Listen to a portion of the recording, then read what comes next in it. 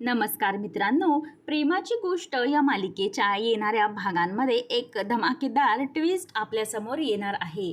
सागरने मुक्तासाठी ठेवलेले 10 लाख रुपये हे चोरण्यासाठी सावनीने सागरच्या रूममधल्या किल्ल्या तर चोरलेले असतात, परंतु त्या किल्ल्या चोरलेला सगळा आळ तिने मित्रांनो लक्कीच्या अंगावर घातलेला असतो आणि त्यामुळे सागर हा आता लकीवर भरपूर चिडलेला असतो. तर आता दुसऱ्या ठिकाणी लकीही सागरवर खूप चिडतो, परंतु लकीशी काहीही चूक नसते. याची जास्त त्रास हा इंद्राला होत असतो. इंद्रा म्हणत असते की सागऱ्या, आपल्या लकीने काही केलं नाही, त्याच्या तोंडावरून वाटत होतं, परंतु मुक्ताला मात्र संशय येतो तो सावनीवर, कारण सावनीनेच हे सगळं चोरलंय. आता हे सगळं सत्य हे मुक्ता सागर आणि इंद्रासमोर कसं आणणार? त्याचप्रमाणे या चोरीचं सत्य समोर आल्यानंतर कोळी कुटुंब सावनीची कशी वाट लावणार आणि त्यानंतर सागर व मुक्ता यांची रोमॅन्टिक डेट. सागर हा मुक्तासाठी काय सरप्राईज प्लॅन करणार आहे हे सगळे आपल्याला या ट्विस्टमध्ये पाहायला मिळणार. त्यामुळे मित्रांनो, व्हिडिओ अगदी शेवटपर्यंत नक्कीच बघा. तर आतापर्यंतच्या भागांमध्ये आपण पाहिलं होतं, लकीवर आरोप टाकल्यानंतर सावनी मुद्दामच सागरला लकीच्यापासून लांब करत असते. म्हणजे ती त्याला समजावून सांगते की सागर, असं कधी होऊ शकतं, चुकून लकीकडे चावी वगैरे राहिली असेल किंवा एखाद्या लहान मुलाने खेळता खेळता लकीच्या खिशात चावी टाकून दिली असेल, हे तर कॉमन आहे. आपल्या घरात लहान मुलं आहेत, ती तर खेळतच असतात ना. परंतु सागरचा याच्यावर विश्वास नसतो. सागर हा लकीला खूप उलटसुलट बोलतो आणि यामुळे लकीला त्रास होतो. यावेळेला आपण काहीही केलेलं नसताना आपल्यावर आरोप टाकला जातोय. लकीचा यामुळे राग अनावर होऊन निघून जातो. तर मुक्ता आणि लकी हे दोघे डॉक्टरकडे जाता जाता तसेच थांबतात. नंतर इंद्राला या सगळ्याचे खूप त्रास होत असतात. इंद्रा म्हणते की माझ्या पोराला कधी समजणार आहे.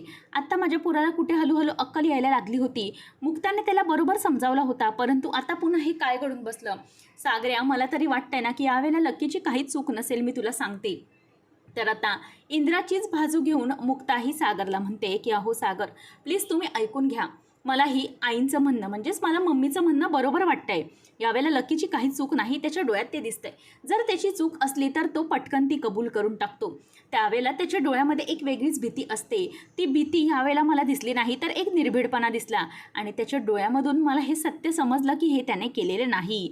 मग आता इथे मुक्ता सावनीकडे वळून बघते. त्याच वेळेला सावनीच्या नजरेत तिला एक चोर दिसून येतो. हे सगळं सावनीच करते असं मुक्ताला हळूहळू वाटत असतं, परंतु हे सिद्ध करणार काय पुरावा हवा याचा मुक्ता आता विचार करत असते.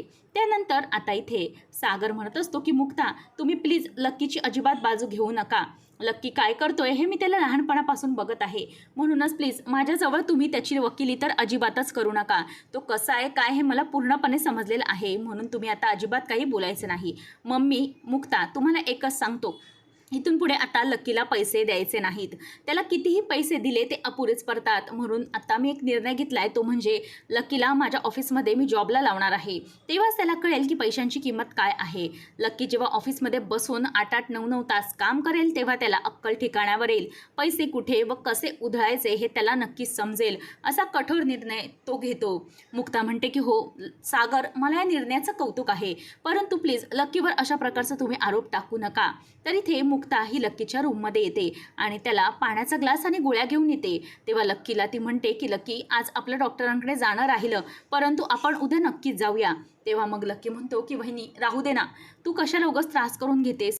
माझा भाऊ माझ्यावर अजिबात विश्वास ठेवत नाहीये.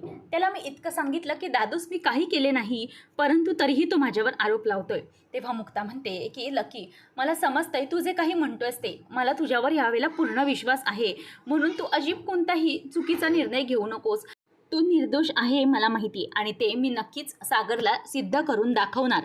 असा आता इथे विश्वास मुक्ता ही लकीला दाखवते. ती म्हणते की हे बघ लकी, आपण जर चुकीचं नसलो ना तर आपण कोणालाही घाबरायचं नाही. आपल्याला सत्याची बाजू नेहमी धरायला कास करायची नाही. सत्य हे आपल्या समोर आहे, परंतु ते थोड्याच अंतरावर आहे, घाबरू नकोस. ते सत्य मी नक्कीच आता सागरसमोर आणेन. आता इथे लकीच्या डोळ्यातलं पाणी पाहून मुक्ताला खूप वाईट वाटतं, कारण सावनी ही कोणत्या तरी प्रकारे लकी आणि सागरमध्ये वाद करण्याचा प्रयत्न करते आणि पुन्हा ती तिचं काहीतरी प्रश्न करून सागरच्या आणि लकीच्यामध्ये भांडणं निर्माण करते, हे त्याच्या लक्षात येतं. तर इथे लकी हा मुक्ताला सांगतो की वहिनी, मला यावेळेला त्या सावनीवर संशय येतोय, हे सगळं तिनेच केलं असं मला वाटतं. तेव्हा मुक्ता म्हणते की अजिबात काळजी करू नकोस लकी, मलाही तेच वाटतंय. दुसरं कोणीही करू शकत नाही, सावनीच आपल्या घरचा भेदी आहे असं ती त्याला म्हणते. परंतु तू घाबरू नकोस, सगळं काही सावनीच्या विरोधात पालटायला आपण एकत्र आहोत.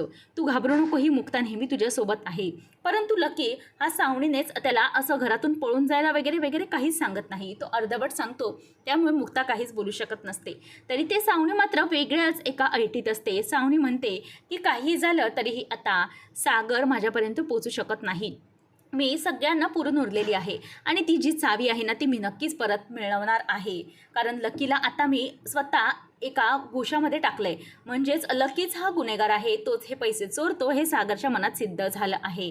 आता याचमुळे जरी कधी मी पैसे चोरले तरीही सागरला असंच वाटेल की हे पैसे मात्र आता त्यानेच म्हणजेच लकीनेच चोरलेत. नंतर आता इथे सागर आणि मुक्ता हे दोघेही रूममध्ये असतात आणि सागरचा मूड जरासा ऑफ असतो. तेव्हा मुक्ता म्हणते की सागर काय झालंय, तुमचा चेहरा इतका का पडला आहे. सागर म्हणतो की मुक्ता काय बोलणार मी आता, इतका चांगला मूड होता, सगळं काही नीट चाललंय आपल्यामध्ये. मी सिंगापूरला जाणार होतो, तो कॅन्सल झालो, आपण दोघं पुन्हा एकत्र आलो, आपल्यामधले सगळे गैरसमज मिटलेत, सगळं काही गोडगुलाबीने व्यवस्थित सुरू आहे. परंतु बघा ना आज काय झालं, एका चावीवरून आपल्या लकीने हे सगळं काय केलं. मुक्ता म्हणते की आता तुम्ही काय म्हणालात, आपल्या लकीने ना, मग तुमचा लकी आपला आहे तर तो तसा कसा करू शकतो. लकीवर तुमचे संस्कार आहेत बरोबर ना, मग तो कसा वागू शकतो तुमचा भाऊ, आणि तो हे पैसे का चोरू शकतो. तेव्हा मग आता लगेच ती म्हणते की तुम्ही विश्वास ठेवा ना त्याच्यावर एकदा, त्याने हे सगळं काही केलं नाही. आणि राहिला प्रश्न तर आपला तुमचं एक सरप्राईज होतं. सागर म्हणतो की सरप्राईज, तेच तर मी अरेंज करत होतो, परंतु हे सगळं होऊन बसलंय, घरामध्ये काय मूड झालाय. मी छान डेट अरेंज करणार होतो, परंतु आज काय होऊन बसले मला खरंच खूप वाईट वाटतं. तेव्हा मुक्ता म्हणते की सागर, जर आपण एकमेकांशी आपल्या रूममध्ये एका छताखाली इतकं छान बोलतोय, दोघांमध्ये इतकं छान कन्व्हर्सेशन होतंय, तर मग त्यापेक्षा वेगळी आणि सुंदर अशी डेट दुसरी कोणती असू शकते बरं सागर.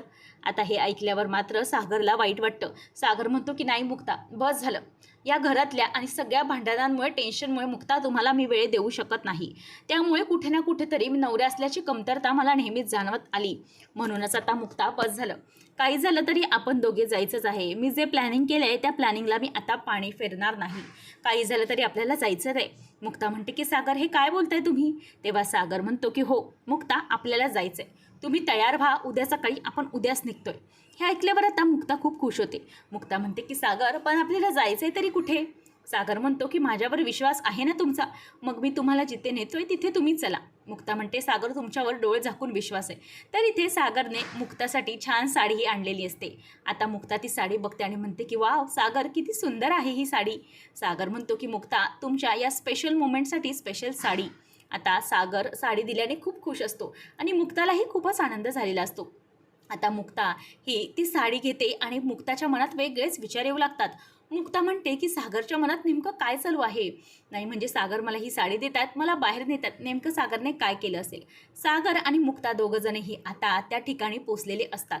सागर हा मुक्ताला एका रूमकडे नेतो आणि मुक्तालाच त्या रूममध्ये एंटर करायला सांगतो. मुक्ता जेव्हा त्या रूममध्ये येते त्याच वेळेला ते पाहून ती खूपच हैराण येते. सागरने एक छानपैकी हनीमून सूट त्या दोघांसाठीही बुक करून ठेवलेला असतो आणि ते पाहिल्यानंतर मात्र आता इथे मुक्ता म्हणते की शिट, मी काय विचार करत होते आणि हे सगळं काय. याचा अर्थ सागरला त्यांच्या मनातलं प्रेम माझ्यासमोर व्यक्त करायचं आहे.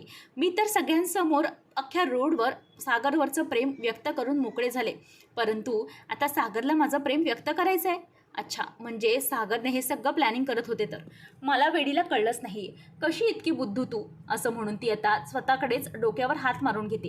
सागर येतो आणि मुक्ताचा हात धरून तिला घेऊन जात असतो. त्यानंतर इथे आता सागर हा मुक्तावर अगदी गुलाबांचा वर्षाव करतो आणि तिच्या जवळ जातो. त्याच वेळेला इथे सागर आणि मुक्ता एकमेकांकडे बघतच राहतात. नंतर आता सागर हा गुलाबाचं फूल घेतो आणि एका गुलाबाचं फूल हातात घेऊन तो मुक्ताला प्रपोज करतो. मुक्ताला म्हणतो की मुक्ता, मला माहिती आहे जसं ठरवता आलं असतं तसं मी ठरवलं नाही, म्हणजे मी कुठेतरी कमीच नक्की पडलो असू, परंतु आता मला तुम्हाला एक गोष्ट नक्कीच सांगायची. मुक्ता, इथून पुढे मी तुम्हाला कुठेही सोडून जाणार नाही. काहीही झालं तरीही मुक्ता, मी नेहमी कायम तुमच्यासोबत राहणार आहे. आयुष्यभर तुम्ही कंटाळलात तरीही आपल्या दोघांना एकत्र म्हातारं व्हायचं आहे. काही झालं तरी मी तुम्हाला कुठेही लांब जाऊ देणार नाही ना, मी स्वतः तुम्हाला कधी सोडून लांब जाईन. कारण सागर आणि मुक्ता या दोघांची ही जोडी ही एकत्र कायम बांधली गेलेली आहे. ऐकून आता इथे मुक्ताला खूप मोठा आनंद झालेला असतो आणि सागर आणि मुक्ता हे दोघंही एकमेकांबरोबर एकमेकांच्या प्रेमात पूर्णपणे मशगूल झालेले असतात. तर इथे आता मुक्ता ही सागरला म्हणते की सागर, आपण आता इथून निघूया का? घरात एक वेगळाच प्रॉब्लेम आहे, त्यासाठी मला थोडं वाईट वाटतंय. मम्मी लकीच्या टेन्शनमध्ये आहेत म्हणून मला निघायचं आहे, आपण निघूया का? त्याच वेळेला सागर म्हणतो की हो मुक्ता, मीही तुम्हाला हेच म्हणणार होतो की आपण घरी जाऊया. तरी ते सावनी मात्र एका वेगळ्याच आनंदात असते. मुक्ताने मुद्दामच जी लॉकरची जी चावी असते ती चावी टेबलवरच ठेवलेली असते, जेणेकरून जो खरा चोर आहे तो मार्गी लागावा. तर इथे सावनी खुश असते. सावनी म्हणते की वा, चावी मला मिळणारच, माझ्या ताब्यात ही चावी येणार हे मला माहीतच होतं आणि ती चावी आता माझ्या ताब्यात फायनली आली. म्हणूनच आता ती म्हणते की मी म्हणाले होते या घरातलं सगळं काही माझ्या मुठीत येणार, ते 10 लाख रुपये, तो पैसा सगळं काही मला मिळणार आणि ते पैसे मी पुन्हा मिळवणार आणि माझ्या मैत्रिणीला देणार. काही झालं तरी सावनी ही कधीही गरीब नसू शकते. तर आता सावनी ही मुद्दामच जाते आणि लॉकरकडचे ते पैसे जे असतात 10 लाख रुपये, ते तसेच्या तसेच असतात. ते काही सागरने उचलले नाहीत हे तिच्या लक्षात आलेलं असतं. म्हणूनच ती आता ते लॉकरमधले जे पैसे असतात ते पैसे उचलते आणि म्हणते की सावनी चल, तुझं काम झालं. परंतु इथे चलाक मुक्ता मागेच उभी असते आणि ती मागून येते आणि म्हणते की वा सावनी, हे तुमचंच काम होतं, तुम्ही आमच्या बेडरूममध्ये हे काय करताय आणि हे सागरचे पैसे तुम्ही का धरले? त्याच वेळेला आता सावनी हात झटकून पळतच असते. सावनी म्हणते की नाही मुक्ता, ॲक्च्युली ना मी इथे बघायला आले होते की लकीने पैसे सोडलेत की नाही. त्याच वेळेला आता मुक्ता खूप चिडते आणि म्हणते की तुम्हाला काय वाटतंय, तुम्ही जे काही सगळं करताय ते मला कळत नाही आहे का? ती आता तिचा हात मुरगळते. सावनी म्हणते की हे काय करतेस तू मुक्ता? मुक्ता मात्र भयंकर चिडलेली असते. ती म्हणते की सावनी चला, आता तुमचा जो काही पिक्चर आहे ना तो सगळ्यांसमोर टेलिकास्ट करते, चला आपण लाईव्ह परफॉर्मन्स बघूया तुमच्या नाटकांचा. तेव्हा मग आता मुक्ता ही तिचा हात धरून सगळ्यांसमोर आणते आणि लकीला म्हणते की लकी, तूही इथे समोर ये, सगळेजण असे उभे राहा. लकी म्हणतो की वहिनी जाऊ दे ना, काय आहे? तेव्हा ती म्हणते की चल लकी, काही झालं तरी तुझ्यावरचा आरोप खोडून काढायचा आहे. म्हणून आता लकीला ती घेऊन जाते. तेव्हा सावनी म्हणते की हिचं नेमकं काय चाललंय आणि आता लकीला हाताला धरून ती बाहेर आणते, सावनीला देखील आणते आणि सागरला म्हणते की सागर, हे बघा, तुम्हाला जे काही सत्य सांगायचं होतं ना ते आता सगळ्यांचं समोर आणलं आहे मी. माझ्या मनात हे सगळं चालू होतं, परंतु मला काही पुरावा सापडत नव्हता. आज मला तो पुरावा सापडला आहे. ह्या सावनीला आता मी इथे रेड हँड पकडलं आहे. मुद्दामच ती मी किल्ली होती ती आपल्या टेबलवर ठेवलेली, जेणेकरून खरा चोर कोण आहे ते समजावे. म्हणूनच आता त्या खरा चोराला मी पकडले. सागर आता धक्क्याने बघतो. तर मुक्ता म्हणते की हो सागर हो, ही सावनीच हे पैसे घेत होती. आता हिच्या हातात जे काही पैसे आहेत ना ते आपल्या लॉकरमधले आहेत आणि हेच पैसे ती घेत होती आणि आळ मात्र आपल्या लकीवर टाकत होती, जेणेकरून तुमच्यामध्ये आणि लकीमध्ये वाद व्हावेत.